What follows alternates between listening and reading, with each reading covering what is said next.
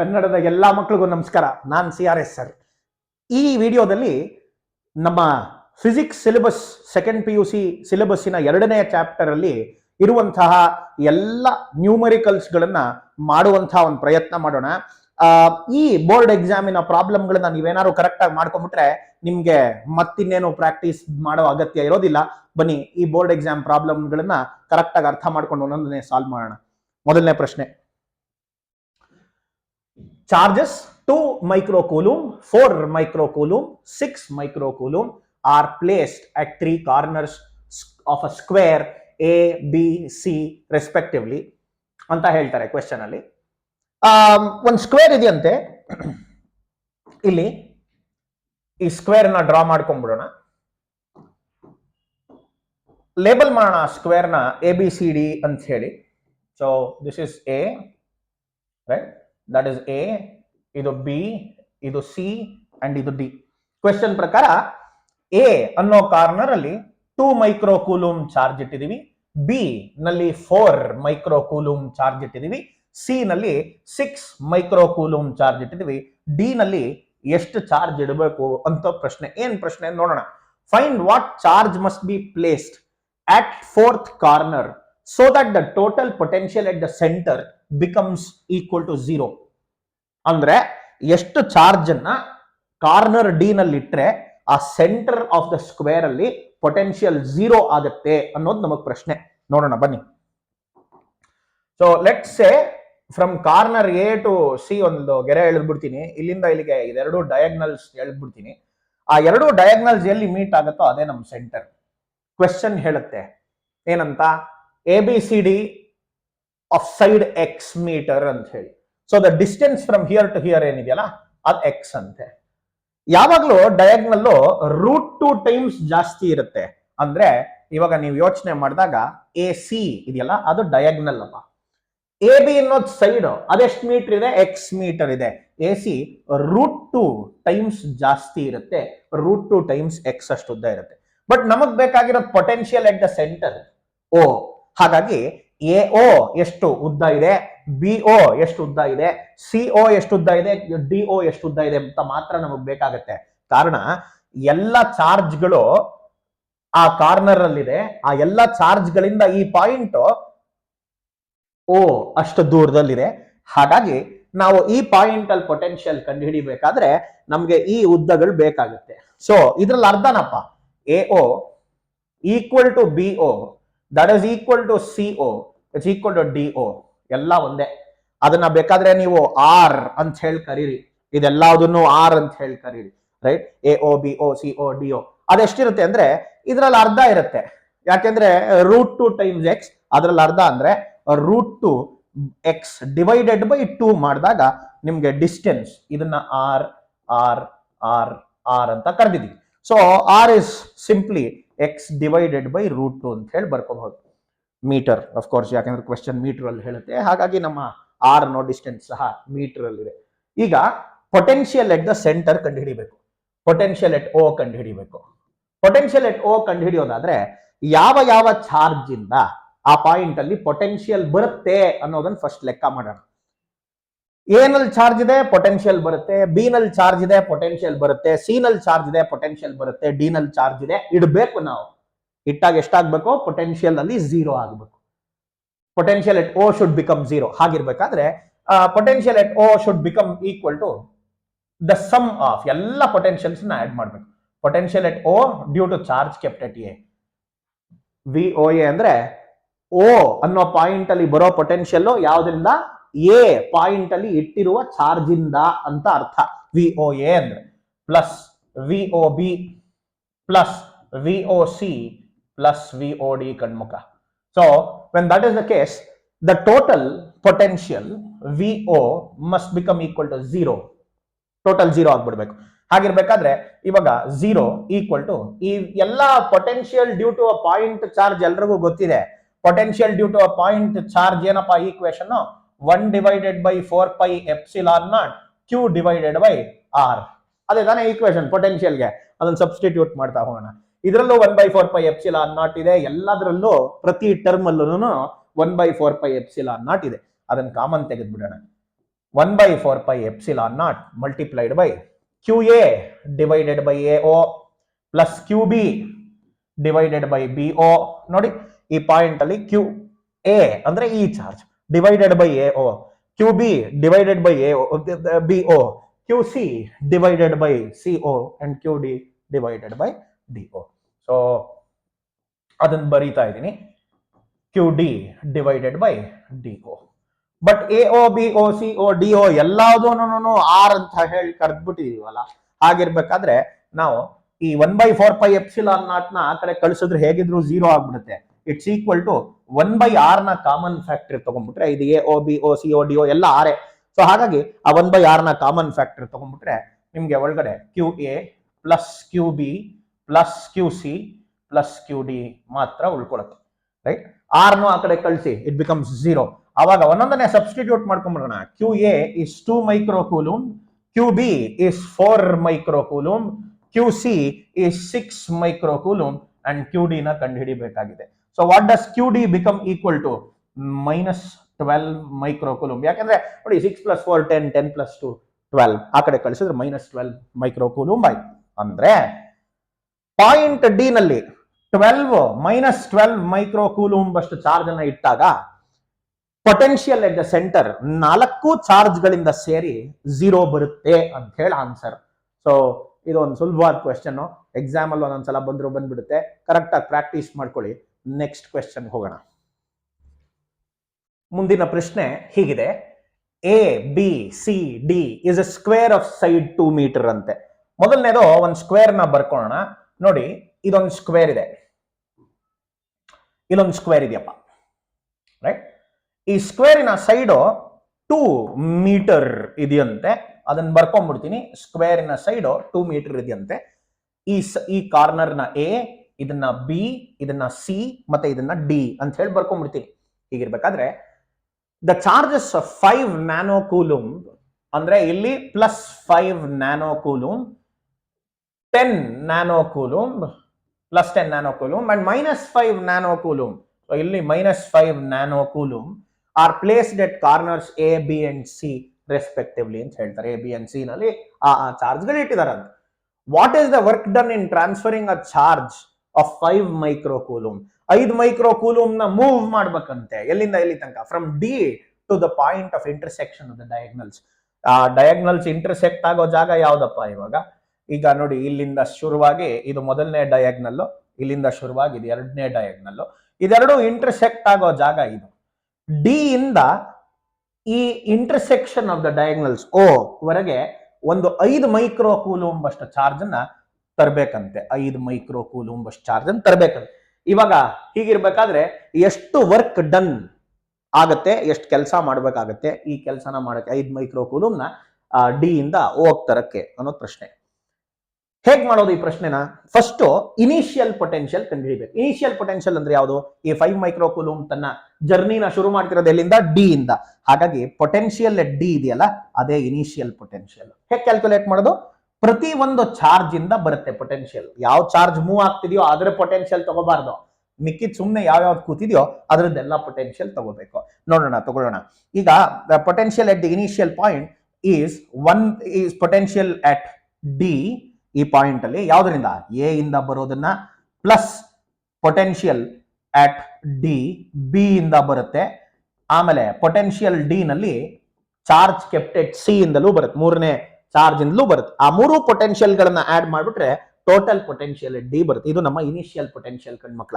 ಇದರಲ್ಲೂ 1/4 pi epsilon not ಇದೆ, ಇದರಲ್ಲೂ 1/4 ಪೈ ಎಪ್ಸಿಲಾನ್ ನಾಟ್ ಇದೆ, ಇದರಲ್ಲೂ 1/4 ಪೈ ಎಪ್ಸಿಲಾನ್ ನಾಟ್ ಇದೆ.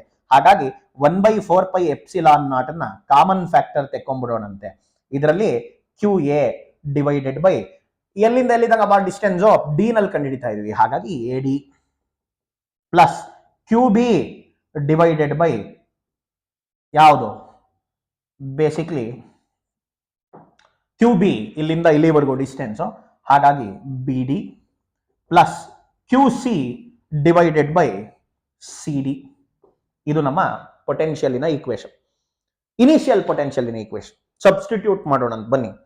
So initial potential VI is 9 into 10 to the power of 9. ಯಾಕೆಂದ್ರೆ 1/4 ಪೈ ಎಪ್ಸಿಲಾನ್ ನಾಟ್ ಇನ ವ್ಯಾಲ್ಯೂ 9 into 10 9 ಅಪ್ಪ into Q A is 5 nano coulomb 10 to the power of -9 ಆಯಿತು, divided by A D ಅನ್ನೋದು square ಅಲ್ವಾ, ಹಾಗಾಗಿ ಅದು ಸಹ 2 ಮೀಟರ್ ಏನೇನೆ, ಹಾಗಾಗಿ 2 ಅಂತ ಹೇಳಿ ಬರೀತೀನಿ.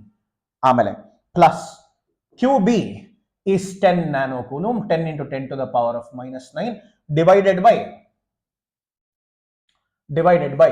10 into 10 to the power of -9, sorry 10 into 10 to the power of -9 divided by ಎಟಪ್ಪ ಇಲ್ಲಿಂದ ಇಲ್ಲಿ ತನಕ ಬಿ ಡಿ ಅಂದ್ರೆ ಡಯಾಗ್ನಲ್. ಆಗ್ಲೇ ಹೇಳ್ದಂಗೆ ಡಯಾಗ್ನಲ್ ಸೈಡ್ಗಿಂತ √2 ಟೈಮ್ಸ್ ಜಾಸ್ತಿ ಇರುತ್ತೆ, ಹಾಗಾಗಿ ಇದು 2 ಆದ್ರೆ ಇದು 2√2 ಅಂತ ಹೇಳಿ ಬರ್ದ್ಬಿಡೋಣ.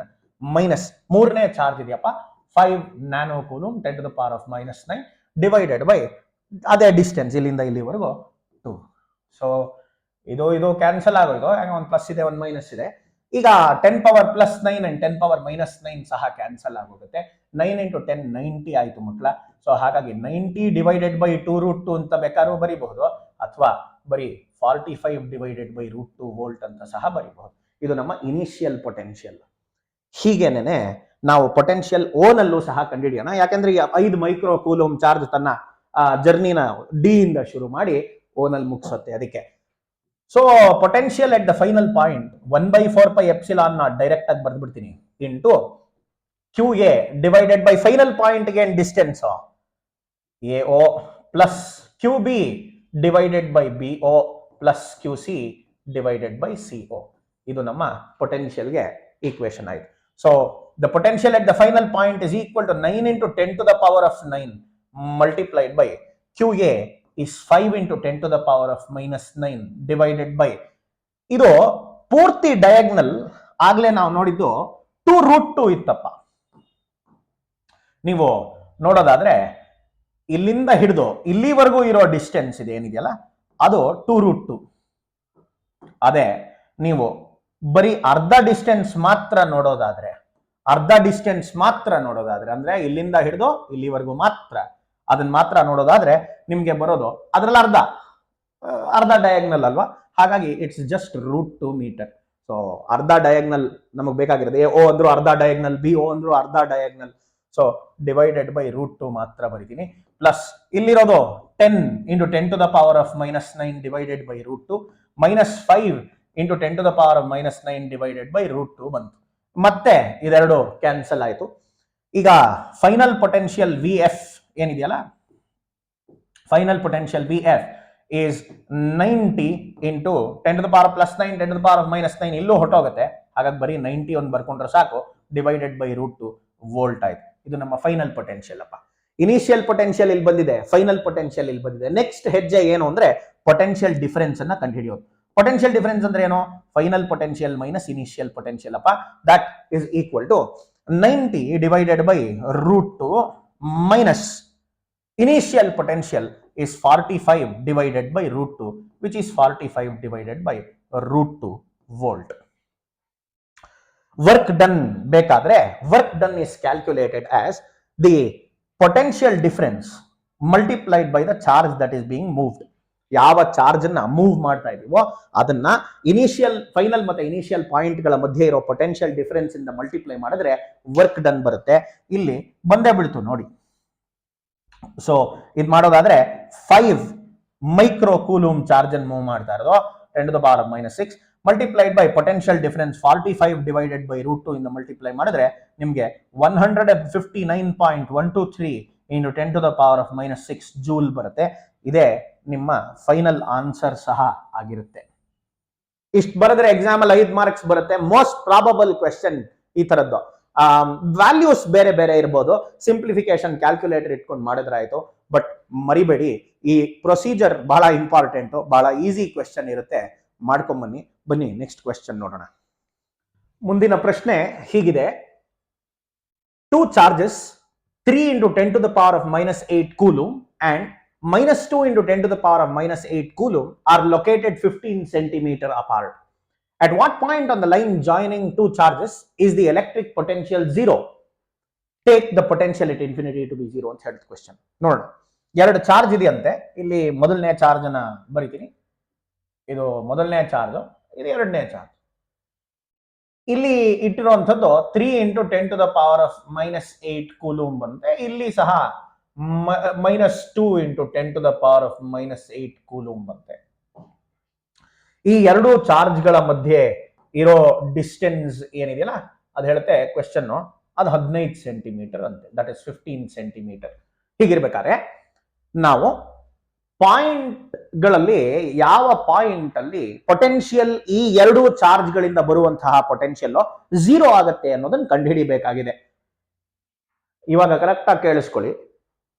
ಎರಡು ಚಾರ್ಜ್ಗಳಲ್ಲಿ ಯಾವುದು ಸಣ್ಣ ಚಾರ್ಜೋ ಅದರ ಬಲಭಾಗಕ್ಕೆ ಮತ್ತೆ ಎಡಭಾಗಕ್ಕೆ, ಸಣ್ಣ ಚಾರ್ಜಿನ ಬಲ ಮತ್ತೆ ಎಡಭಾಗಕ್ಕೆ ನಿಮ್ಗೆ ಪೊಟೆನ್ಷಿಯಲ್ 0 ಬರುತ್ತೆ. ರೈಟ್? ಆ ಡಿಸ್ಟೆನ್ಸ್ಗಳನ್ನೇ ಕಂಡುಹಿಡಿಬೇಕಾಗಿರೋದು. ಈ ಎರಡು ಚಾರ್ಜ್ಗಳಲ್ಲಿ ಸಣ್ಣ ಚಾರ್ಜ್ ಯಾವ್ದಪ್ಪ? ಮೈನಸ್ ಸೈನ್ ಬಿಟ್ಬಿಡಿ. 3 ಮತ್ತೆ 2ರಲ್ಲಿ 2 ಸಣ್ಣದು. ಹಾಗಾಗಿ ಸಣ್ಣ ಚಾರ್ಜಿನ ಆ ಕಡೆಗೆ ಮತ್ತೆ ಈ ಕಡೆಗೆ ಪೊಟೆನ್ಷಿಯಲ್ 0 ಆಗುತ್ತೆ. ಸೊ ಒಂದು line joining the two charges ಬರ್ಕೊಂಡ್ಬಿಡೋಣಂತೆ. Line joining the two charges ಬರಿಬೇಕಾದ್ರೆ ಮೇ ಬಿ ಹೀಗೆ ಬರ್ಕೊಂಡ್ಬಿಡೋಣ. ಲೆಟ್ಸ್ ಸೇ ಇಲ್ಲಿಂದ ಒಂದು ಲೈನ್ ಹೇಳ್ಕೊಂಡ್ಬಿಡ್ತೀನಿ, something like this. Well, when that is the case, ಈ ಪಾಯಿಂಟ್ ಅಲ್ಲಿ ನೋಡ್ರಪ್ಪ, ಇಲ್ಲಿ ಪೊಟೆನ್ಷಿಯಲ್ 0 ಆಗುತ್ತೆ ಅಂತ ಅನ್ಕೋಣ, ಇಲ್ಲೂ ಸಹ ಪೊಟೆನ್ಷಿಯಲ್ 0 ಆಗುತ್ತೆ ಅಂತ ಅನ್ಕೋಣ. ಈ point let's call this A and this B, ಇದೆರಡು ಎ ಬಿ ಅಂತ ಕರೆಯೋಣ. ಬಿ ಇಂದ x1 ಅಷ್ಟು ಡಿಸ್ಟೆನ್ಸ್ ಅಲ್ಲಿ ಇದೆ ಅಂತ ಅನ್ಕೊಂಡ್ರೆ ಆ ಪಾಯಿಂಟ್ ಬಿ ಇಂದ x2 ಅಷ್ಟು ಡಿಸ್ಟೆನ್ಸ್ ಅಲ್ಲಿ ಇದೆ ಅಂತ ಅನ್ಕೊಂಡ್ಬಿಡೋಣ.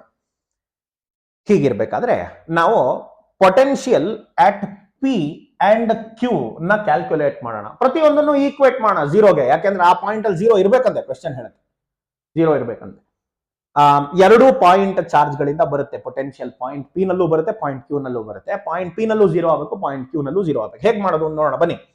ಈಗ potential at point P is simply equal to ಎಷ್ಟು, ಯಾವ್ಯಾವ್ದರಿಂದ ಬರುತ್ತಪ್ಪ ಪೊಟೆನ್ಷಿಯಲ್? ಪಾಯಿಂಟ್ ಪಿ ನಲ್ಲಿ ಎ ಇಂದಲೂ ಬರುತ್ತೆ ಪೊಟೆನ್ಷಿಯಲ್, ಪಾಯಿಂಟ್ ಪಿ ನಲ್ಲಿ ಬಿ ಇಂದಲೂ ಬರುತ್ತೆ. ಇದನ್ನ ನೀವು ಎಕ್ಸ್ಪ್ಯಾಂಡ್ ಮಾಡೋದಾದ್ರೆ 1/4πε0 ಕ್ಯೂ ಎ ಡಿವೈಡೆಡ್ ಬೈ ಅಲ್ಲಿಗೆ ಡಿಸ್ಟೆನ್ಸ್ ಅಪ್ಪ ಪಿಗೆ. ಪಿಗೆ ಎಷ್ಟು ಡಿಸ್ಟೆನ್ಸ್ ಇದೆ? ಇಲ್ಲಿಂದ ಇಲ್ಲಿವರೆಗೂ 15, ಇಲ್ಲಿಂದ ಇಲ್ಲಿವರೆಗೂ x1. ಹಾಗಾದ್ರೆ ಮಿಕ್ಕಿದ್ದು ಅಂದ್ರೆ ಎಷ್ಟು? 15 - x1 ಡಿಸ್ಟೆನ್ಸ್ ಆಯ್ತು. ಪ್ಲಸ್ 1/4πε0 ಕ್ಯೂ ಬಿ ಅಂತ ಹೇಳಿ ಬರೆಯೋಣ. ಆ ಬಿ ಇಂದ ಬರೋ ಡಿಸ್ಟೆನ್ಸ್, ಬಿ ಇಂದ ಬರೋ ಪೊಟೆನ್ಷಿಯಲ್ ಅದು ಎಷ್ಟು ದೂರದಲ್ಲಿದೆ? ಪಾಯಿಂಟ್ ಪಿ ಇಂದ x1 ಅಷ್ಟು ದೂರದಲ್ಲಿದೆ. ಹಾಗಾಗಿ x1 ಬರ್ತದೆ. 1/4πε0 ನ ಕಾಮನ್ ಫ್ಯಾಕ್ಟರ್ ತಗೋಬಹುದು. ಎಡಗಡೆ 0 ಇದೆ, ಯಾಕೆಂದ್ರೆ ಟೋಟಲ್ ಪೊಟೆನ್ಷಿಯಲ್ 0 ಇರ್ಬೇಕಂತೆ. ಹಾಗಿರ್ಬೇಕಾದ್ರೆ ಈಗ 1/4πε0 ನ ಕಾಮನ್ ಫ್ಯಾಕ್ಟರ್ ತಗೊಂಡ್ಬಿಟ್ರೆ ನೀವು ವೆಲ್ ಅದನ್ನ ಈ ಕಡೆ ಕಳಿಸಿದ ತಕ್ಷಣ ಅದು ಸಹ 0 ಆಗೋಗುತ್ತೆ. Divide the whole equation with 1/4πε0 ಅವಾಗ ಹೊರಟೋಗ್ಬಿಡುತ್ತೆ. ಇದನ್ನ ಈ ಕಡೆ ಟ್ರಾನ್ಸ್ಫರ್ ಮಾಡ್ಕೊಳ್ಳಿ. -Q A divided by 15 - x1 equal to Q B divided by x1. ಇದು ಸಮಾಚಾರ. ಹೀಗಿರ್ಬೇಕಾದ್ರೆ ನೋಡಿ, ಈಗ ಕ್ಯೂ ಎ ಅಂದ್ರೆ ಏನಪ್ಪಾ?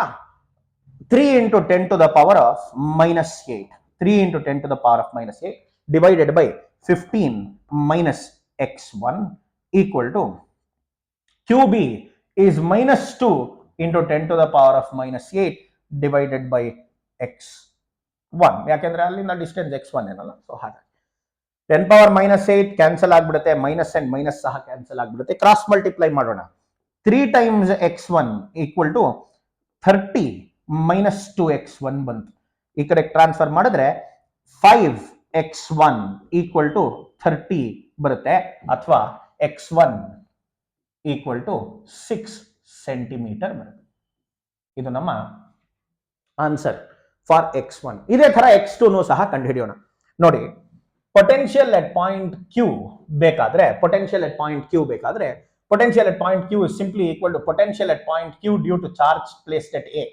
A ಅಲ್ಲಿ ಇಟ್ಟಿರುವಂತಹ ಚಾರ್ಜ್ ಇಂದ ಬರೋ potential is VQA, right? And ಹಾಗೇನೆ VQB ಅಂತ ಹೇಳಿ ಬರೀತೀನಿ. ಯಾಕೆಂದ್ರೆ Q ಅನ್ನೋ ಪಾಯಿಂಟ್ ಅಲ್ಲಿ A ಇಂದಲೂ ಪೊಟೆನ್ಷಿಯಲ್ ಬರುತ್ತೆ, B ಇಂದಲೂ ಪೊಟೆನ್ಷಿಯಲ್ ಬರುತ್ತೆ, ಎಲ್ಲ ಸೇರಿ 0 ಆಗ್ಬೇಕಂತಿದ್ದು. ಹಾಗಿರ್ಬೇಕಾದ್ರೆ ಈಗ 1/4πε0 ಎರಡರಲ್ಲೂ ಇರೋದ್ರಿಂದ ಕಾಮನ್ ಫ್ಯಾಕ್ಟರ್ ತಗೊಂಡು ಬರೆದು ಬಿಡ್ತೀನಿ. ಅದನ್ನ ನೋಡಿ, ಇಲ್ಲೂ ಇತ್ತು, ಬೇಕಾದ್ರೆ ಕಾಮನ್ ಫ್ಯಾಕ್ಟರ್ ತೆಗೆದು ಆ ಕಡೆ ಕಳಿಸಿದ್ರೆ ಆಗ್ಲೂ 0 ಆಗಿರೋದು. ತೆಗೆದಿದ್ದೀನಿ common factor. So Q A divided by distance ಕಂಡ್ರ. ಕ್ಯೂ ಎ ಪಾಯಿಂಟ್ ಕ್ಯೂಗೆ ಡಿಸ್ಟೆನ್ಸ್ ಎಷ್ಟಪ್ಪ, ಇಲ್ಲಿಂದ ಇಲ್ಲಿ ತನಕ 15. 15 ಜೊತೆಗೆ ಇನ್ನೊಂದು x2 ಸೇರಿಸಿದ್ರೆ 15 ಪ್ಲಸ್ x2 ಆಯ್ತು. 15 ಪ್ಲಸ್ x2 ಪ್ಲಸ್ ಅದು ಕ್ಯೂ ಬಿ ಡಿವೈಡೆಡ್ ಬೈ ಇಲ್ಲಿಂದ ಇಲ್ಲಿವರೆಗೂ ಡಿಸ್ಟೆನ್ಸ್ x2 ಇದೆ, ಹಾಗಾಗಿ ಅದನ್ನ ಬರ್ದಿದ್ದೀವಿ. ವೆಲ್, ಈಗ ಅದನ್ನ ಕ್ರಾಸ್ ಮಲ್ಟಿಪ್ಲೈ ಮಾಡಿ 0 ಬರುತ್ತೆ. ಈ ಕಡೆ ಕರ್ಕೊಂಡು ಹೋದ್ರೆ ಇದನ್ನ minus Q A divided by 15 plus x2 equal to qb divided by x2 ಬಂತು. ಸಬ್ಸ್ಟಿಟ್ಯೂಟ್ ಮಾಡೋಣ. Minus Q A my dear friends is 3 into 10 to the power of minus 8 divided by 15 plus x2 equal to qb is minus 2 into 10 to the power of minus 8 divided by x2. The minus and minus gets cancelled. minus 8 gets cancelled. Cross multiply ಮಾಡಿ. ಈಗ 3 into x2 equal to 30 plus 2 into x2 ಆಯ್ತು. ಈ ಕಡೆ ಕಳಿಸಿದ್ರೆ x2 ಏನಾಯ್ತಪ್ಪ ಹಾಗಾದ್ರೆ x2 becomes equal to 30 centimetre ಆಯ್ತು. ಇದು ನಮ್ಮ x2 ಗೆ ಈಕ್ವೇಶನ್ ಆನ್ಸರ್ ಸಹ. ನಾವು ಈ ಪ್ರಾಬ್ಲಮ್ ಯೂಶುವಲಿ ಎಕ್ಸಾಮ್ ಅಲ್ಲಿ 5 ಮಾರ್ಕ್ಸ್ ಬಂದ್ಬಿಡುತ್ತೆ. ಇಷ್ಟನ್ನು ಕರೆಕ್ಟ್ ಆಗಿ ಅಭ್ಯಾಸ ಮಾಡಿ 5 ಮಾರ್ಕ್ಸ್ ಜಾಬ್ ಅಲ್ಲಿ ಈ ಕ್ವೆಶ್ಚನ್ ಏನಾದ್ರು ಎಕ್ಸಾಮ್ ಬಂದ್ರೆ ಈ ಸೀರೀಸ್ ನ ಕರೆಕ್ಟ್ ಆಗಿ ನೋಡ್ಕೊಂಡು ಸಾಕಷ್ಟು ಪ್ಲೇ ಲಿಸ್ಟ್ ಅಲ್ಲಿ ಒಂದೊಂದೇ ಆಡ್ ಮಾಡ್ತಾ ಹೋಗ್ತಾ ಇದ್ದೀನಿ. ಇಷ್ಟನ್ನು ಕರೆಕ್ಟ್ ಆಗಿ ಅಭ್ಯಾಸ ಮಾಡಿ ಎಕ್ಸಾಮ್ ಅಲ್ಲಿ ನೀವು 4 ನ್ಯೂಮರಿಕಲ್ ಏನೇನ್ ಬಂದಿರುತ್ತೋ ಅದೆಲ್ಲದನ್ನು ಆನ್ಸರ್ ಮಾಡೋ ಶಕ್ತಿ ಬರುತ್ತೆ. ನೆಕ್ಸ್ಟ್ ಪ್ರಶ್ನೆಗೆ ಹೋಗೋಣ. ಮುಂದಿನ ಪ್ರಶ್ನೆ, calculate the effective capacitance between points A and B shown in the figure. ಈ ಎ ಅಂಡ್ ಬಿ ಅನ್ನೋ ಪಾಯಿಂಟ್ಸ್ ಮಧ್ಯೆ ಇರೋ ಕೆಪಾಸಿಟೆನ್ಸ್ ಅನ್ನ ಕಂಡುಹಿಡಿಬೇಕಂತೆ. ಇದು ನೋಡಕ್ ಬಹಳ ಸುಲಭ ಇದೆ ನೋಡಿ. ಇಲ್ಲಿ ಇದೆರಡು ಸೀರೀಸ್ ಅಲ್ಲಿದೆ. ಆ ಮೇಲ್ಗಡೆ ಭಾಗದ ಬ್ರಾಂಚು ಕೆಳಗಡೆ ಭಾಗದ ಬ್ರಾಂಚ್ ಎರಡು ಪ್ಯಾರಲಲ್ ಅಲ್ಲಿದೆ. ಈ ಪೂರ್ತಿ ಸೇರಿ ಒಂದು ಕೆಪಾಸಿಟೆನ್ಸ್ ಆದ್ರೆ ಈ 2 ಮೈಕ್ರೋಫ್ಯಾರಡ್ ಇದ್ರ ಪೂರ್ತಿ ಸೇರಿಸಿ ಒಂದು ಕೆಪಾಸಿಟೆನ್ಸ್ ಮತ್ತೆ 6 ಮೈಕ್ರೋಫ್ಯಾರಡ್ ಕೆಪಾಸಿಟೆನ್ಸ್ ಮೂರನ್ನು ಸೀರೀಸ್ ಅಲ್ಲಿದೆ. ಸೊ ಅಷ್ಟೇ ಮಾಡ್ಬೇಕಾಗಿರೋದು. ಇವಾಗ ಈ ಭಾಗದ ಕೆಪಾಸಿಟೆನ್ಸ್ ನ ಕ್ಯಾಲ್ಕುಲೇಟ್ ಮಾಡೋಣ. ನೋಡಿ, ಇದಕ್ಕೊಂದು ಸುತ್ತಾಕ್ತೀನಿ. For example, let's say, all right, okay, so something of this sort. ಇಷ್ಟದ್ ಮಾತ್ರ ಎಷ್ಟಾಯ್ತು ಅಂತ ಇದ್ರದ್ದು ಲೆಕ್ಕ ಹಾಕೋದಾದ್ರೆ ಬೇಕಾದ್ರೆ ಅದನ್ನ C1 ಅಂತ ಕರೆಯೋಣ. ಇದ್ರದ್ದು ಕೆಪಾಸಿಟೆನ್ಸ್ ಮೇಲ್ಗಡೆದು ಅದನ್ನ C1 C2 divide by C1 plus C2 ಅಂತ ಹೇಳಿ ಬೇಕಾದ್ರೆ ಇದನ್ನ C ಅಪ್ಪರ್ ಅಂತ ಬರಿತೀನಿ. ಅಪ್ಪರ್ ಬ್ರಾಂಚ್ ಅಲ್ವಾ, C ಅಪ್ ಅಂತ ಬರಿತೀನಿ ಮೇಲ್ಗಡೆದು. ಇದು C1 C2 divided by C1 plus C2 ಅಂತ ಹೇಳಿ ಕ್ಯಾಲ್ಕುಲೇಟ್ ಮಾಡೋದು. ಸೀರೀಸ್ ಅಲ್ಲಿ ಇದೆಯಲ್ಲ ಆವಾಗ ಹೀಗೆ ಮಾಡೋದು. So 9 into 3 divided by 9 plus 3 ಎಷ್ಟಾಯ್ತಪ್ಪ? 27 divided by 12 ಆಯ್ತು. 27 by 12 ಅಂದ್ರೆ 9/4. 9/4 is 2.25 ಮೈಕ್ರೋಫ್ಯಾರಡ್. ಇದು ನಮ್ಮ ಅಪ್ಪರ್ ಬ್ರಾಂಚಿನ ಕೆಪಾಸಿಟೆನ್ಸ್ ಆಯ್ತು. ಇದು ಲೋವರ್ ಬ್ರಾಂಚಿನ ಕೆಪಾಸಿಟೆನ್ಸ್ ಸಹ ಹಾಗೆ ಕಂಡುಹಿಡಿಯೋಣ. ಈ ಲೋವರ್ ಬ್ರಾಂಚಿನ ಕೆಪಾಸಿಟೆನ್ಸ್ ಸಹ ಹಾಗೆ ಕಂಡುಹಿಡಿಯೋಣ. C lower is equal to ಅದು ಸಹ ಹಾಗೆ C1 C2 divided by C1 plus C2 ನಪ್ಪ. This is equal to 12 into 4 divided by 12 plus 4 that is equal to ಈಗ ಬೇಕಾದ್ರೆ ಇದನ್ನ 3 ಮೈಕ್ರೋಫ್ಯಾರಡ್ ಅಂತ ಹೇಳಿ ಡೈರೆಕ್ಟ್ ಆಗಿ ಬರ್ಕೊಂಡ್ಬಿಡ್ಬೋದು. ಯಾಕೆಂದ್ರೆ 4 1s 4 4s 16, 12 ಪ್ಲಸ್ 4 ಅಂದ್ರೆ 16 ಆಯ್ತು. 3 1s 3 ಏನೋ 4 3s 12 ಬಂದ್ಬಿಡುತ್ತೆ. ಆನ್ಸರ್ 3 ಬರುತ್ತೆ ಸಿಂಪ್ಲಿಫೈ ಮಾಡಿದಾಗ. ಅಷ್ಟೇ ಸಮಾಚಾರ. ಇವಾಗ ಇದೆರಡು ಪ್ಯಾರಲಲ್ ಅಲ್ಲಿದೆ. ಪ್ಯಾರಲಲ್ ಅಲ್ಲಿ ಇದ್ದ ಕೆಪಾಸಿಟೆನ್ಸ್ ಆಡ್ ಆಗುತ್ತೆ. Total effective capacitance of this network ಇಲ್ಲಿ ಇದೆಯಲ್ಲ, ಇದು ಈ ಪುಟಾಣಿದು ಇಷ್ಟನ್ನ ಆಡ್ ಮಾಡಿದ್ರೆ total C up plus C down ಅಥವಾ ಸಿ ಲೋ ಅಂತ ಹೇಳಿ ಬರ್ಕೊಂಡ್ಬಿಡ್ಬೋದು. ಸಿ ಅಪ್ ಎಷ್ಟಿದೆಯಪ್ಪ? 2.25 ಇದೆ. ಪ್ಲಸ್ ಸಿ ಡೌನ್ ಎಷ್ಟಿದೆ? This is 3 microfarad, right? ಎರಡನ್ನು ಆಡ್ ಮಾಡಿಬಿಟ್ರೆ 5.25 ಮೈಕ್ರೋಫ್ಯಾರಡ್ ಬರುತ್ತೆ. ಇದು ನಮ್ಮ ಎಫೆಕ್ಟಿವ್ ಕೆಪಾಸಿಟೆನ್ಸ್ ಈ ಬ್ರಾಂಚ್ ಮಾತ್ರ. ಬಟ್ ಇವಾಗ 2 ಮೈಕ್ರೋಫ್ಯಾರಡ್ 6 ಮೈಕ್ರೋಫ್ಯಾರಡ್ ಎರಡೂ ನಮ್ಮ 5.25 ಜೊತೆಗೆ ಸೀರೀಸ್ ಅಲ್ಲೇ ಇದೆ. ಹಾಗಾಗಿ total capacitance 1/C total is equal to 1/2 microfarad plus 1/5.25 microfarad plus ಯಾವ್ದು ಇನ್ನೊಂದು ಲಾಸ್ಟ್ 6 ಮೈಕ್ರೋಫ್ಯಾರಡ್. ಎಲ್ಲದನ್ನು ಆಡ್ ಮಾಡಿಬಿಟ್ರೆ ದ ಟೋಟಲ್ ಕೆಪಾಸಿಟೆನ್ಸ್ ನಿಮಗೆ ಬರೋದು 1.168 ಮೈಕ್ರೋಫ್ಯಾರಡ್ ಬರುತ್ತೆ. ನಾನು ಸಿಂಪ್ಲಿಫೈ ಮಾಡಬೇಕು, ಮಾಡಿದಾಗ ನಿಮಗೆ ಆ ಆನ್ಸರ್ ಬಂದ್ಬಿಡುತ್ತೆ. ಈ ಥರದ ಕ್ವೆಶ್ಚನ್ ಎಕ್ಸಾಮಲ್ಲಿ ಬಂದರೆ ಭಾಳ ಸುಲಭ, ಯಾವುದೇ ಕಾರಣಕ್ಕೂ ಬರ್ದ್ಕೊಡ್ದು. ಇದನ್ನೇನಿಲ್ಲ, ಇದನ್ನು LCM ತೊಗೊಂಡು ಸಿಂಪ್ಲಿಫೈ ಮಾಡಿ ಬಂದಿರೋ ಆನ್ಸರ್ ಅಷ್ಟೇ, ಅದು ಅಭ್ಯಾಸ ಮಾಡಿ.